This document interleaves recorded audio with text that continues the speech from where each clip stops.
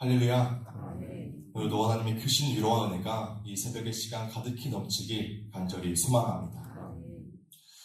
우리는 각자의 삶과 가정 또 교회에서 하나님께서 부르신 각자의 소명의 일들을 감당하며 살아갑니다. 그런데 신앙생활을 계속해서 하다 보면 우리를 소명으로 부르신 일들이 점점 가벼워지기보다는 오히려 무겁고 벅차게 느껴질 때가 있습니다.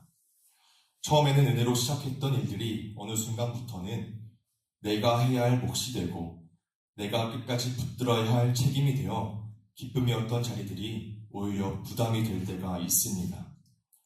가정과 삶의 역할에서도 그렇고 교회에서 맡은 직분과 사역도 그렇습니다. 은혜로 맡겨진 소명의 일들이 어느 순간에는 내가 해야 하니까, 내가 맡았으니까 버텨야 한다라는 마음으로 감당하게 된다는 것입니다. 그럴 때 우리는 또 두 가지의 반응으로 나뉘어집니다. 내가 더 잘 붙들어서 무너지지 말고 끝까지 감당해야지, 아니면 더 이상은 못하겠다, 나는 할 수 없다의 반응으로 나뉘게 되어지죠. 그런데 오늘 본문과 성경의 여러 말씀에서는 우리의 생각과는 전혀 다른 방향을 가르쳐주고 있습니다. 이 시간 우리가 함께 하나님께서 우리를 어떻게 이뤄가시는지 함께 알아보고 하나님께서 우리에게 맡기신 소명의 직분과 사역들에 대해서 다시 한번 생각해보게 되길 원합니다. 그렇게 다시 한번 우리를 붙드시는 그 하나님의 은혜를 신뢰하며 맡겨진 자리를 최선을 다해 감당하는 우리 모두가 되길 간절히 소망합니다.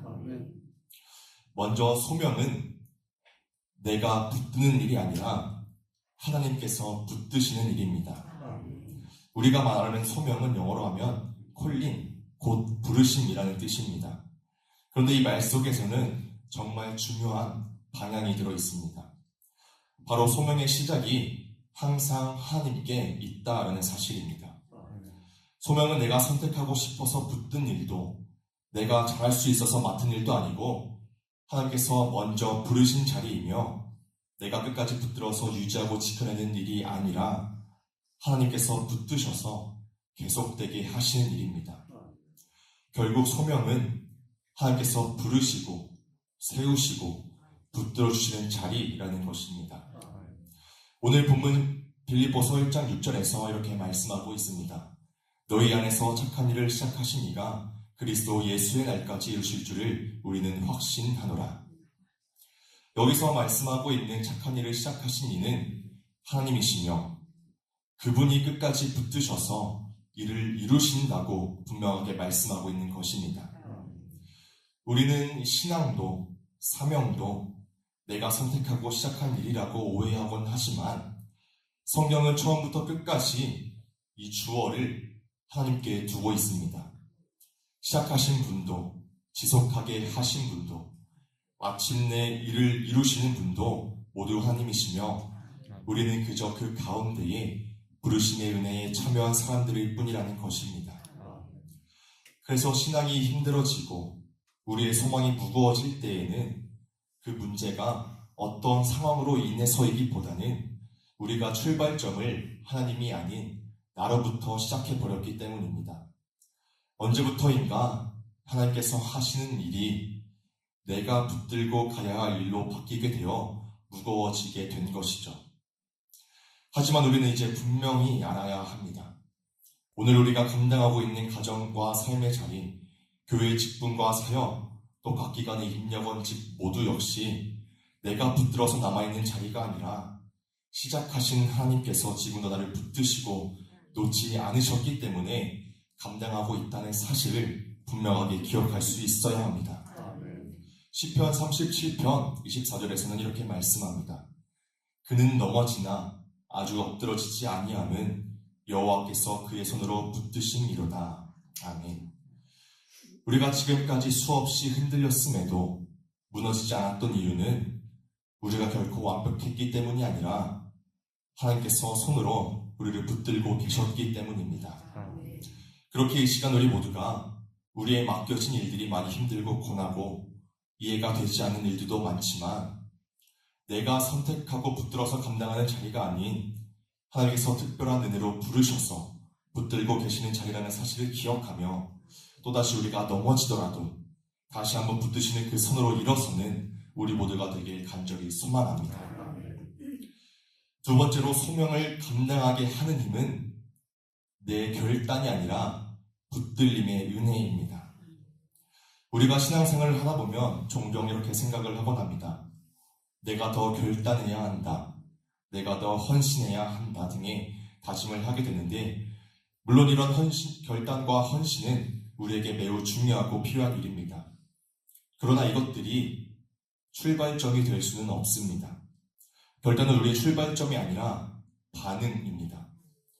결단으로 우리에게 맡겨진 일들을 감당하기 시작하는 것이 아니라 하나님께서 붙드시는 그 은혜에 대한 반응으로 감당하는 것이 바로 우리의 결단이라는 것입니다. 그래서 이사야 41장 10절에서 하나님은 이렇게 말씀하십니다. 내가 너를 굳세게 하리라. 참으로 너를 도와주리라. 참으로 나의 오른손으로 너를 붙들리라. 아멘. 하나님께서는 너가 나를 붙들라고 말씀하시지 않고 내가 너를 붙들겠다고 약속하십니다. 하나님은 우리가 먼저 붙들기를 기다리시는 분이 아니라 우리를 먼저 붙드시는 분이십니다. 사도 바울도 고린도전서 15장 10절에서 이렇게 고백합니다. 내가 나는 것은 하나님의 은혜로 된 것이니. 바울이 수많은 고난과 아픔 속에서 끝까지 사역을 감당할 수 있었던 이유는 그의 어떤 강한 의지와 결단의 결과가 아니라 하나님의 붙드시는 은혜의 결과였습니다. 우리 역시 마찬가지입니다. 지금까지 신앙을 지켜온 것도 직분을 감당하며 포기하지 않고 다시 샘을 얻을 수 있는 것도 결국은 모두 하나님께서 우리를 붙드시는 붙들림의 은혜의 결과입니다. 그렇게 우리에게 맡겨진 소명이 무겁게 느껴질수록 하나님을 더 붙들기 원합니다 하며 더 결단하려 애쓰기보다는 그저 붙드시는 그 은혜를 신뢰하며 나아갈 수 있길 원합니다. 우리의 힘은 우리 자신에게 있지 않고 오직 하나님께 있습니다. 진정한 믿음과 신뢰로 주님 앞에 나아갈 때에 우리에게 맡겨진 삶과 소명의 자리에서도 능히 감당할 힘을 우리에게 부어주실 것입니다. 이 시간 우리 모두가 너무 어렵고 답답한 상황에 주님을 붙들 힘조차 없다라고 할지라도 하나님께서 나를 붙들고 계신다는 그 사실을 온전히 믿고 신뢰함으로 나아갈 수 있기를 원합니다. 새로운 한 해에 우리에게 맡겨진 모든 사역들도 우리가 할 수 있는 것이 아니라 하나님께서 붙드심으로 온전히 가능하게 되어집니다.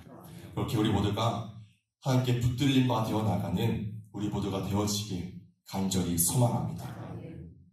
이제 말씀을 마무리하도록 하겠습니다.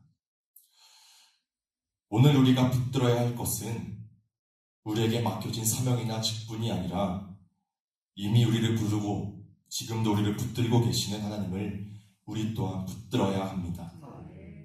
우리의 삶은 우리가 하나님을 붙들어서 겨우 감당하는 삶이 아니라 하나님께서 우리를 붙드셔서 오늘도 부르심을 감당하게 하시는 삶입니다. 우리를 붙드시는 하나님을 신뢰하며 나아갈 때 시편 121편에서 하시는 말씀처럼 여호와께서 너를 지켜 모든 환난을 면하게 하시며 또 내 영혼을 지키시고 너의 출입을 지금부터 영원까지 지키시리로다 하는 그 하나님의 놀라운 은혜가 우리에게 분명하게 임하게 될 줄 믿습니다.